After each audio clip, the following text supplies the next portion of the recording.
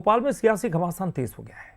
दिग्विजय सिंह से मुलाकात करने के लिए उमंग सिंघार पहुंचे। दोनों नेताओं के बीच में बड़ी बैठक हुई है बंद कमरे में।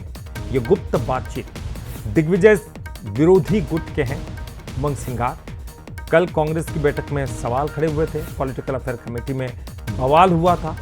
अब मुलाकात से सियासी गलियारों में हलचल बढ़ गई।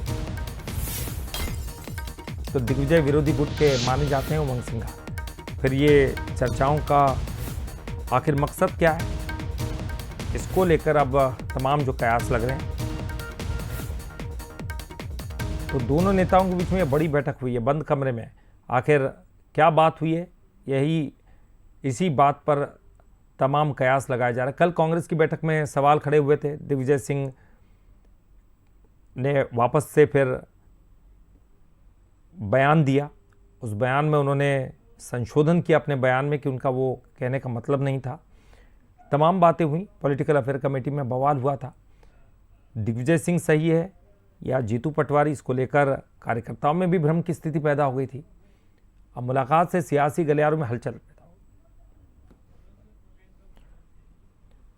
और चलिए ज्यादा जानकारी के लिए बात करेंगे। हमारे साथ हमारे एग्जीक्यूटिव एडिटर मनोज सैनी जी जुड़ गए हैं। मनोज जी, कल का जो घटनाक्रम था वो तो सभी ने जाना। ये भी पता चला कि दिग्विजय सिंह बैकफुट पर आए हैं, उन्होंने बातचीत की और अब वो संदर्भ भी बताया कि उनका कहने का आशय वो नहीं था।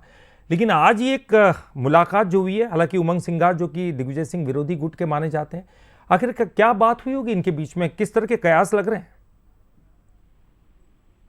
देखिए, दिग्विजय सिंह तो ये कहते हैं कि मेरा कोई भी विरोधी गुट का नहीं है, सब मेरे हैं, क्योंकि बहुत सीनियर लीडर है। 10 साल तक वो मुख्यमंत्री रहे हैं और अभी भी जिस तरह उनकी सक्रियता दिखाई देती है वो ये बताती कांग्रेस में किसी और नेता की उतनी सक्रियता नहीं है जितनी दिग्विजय सिंह की है।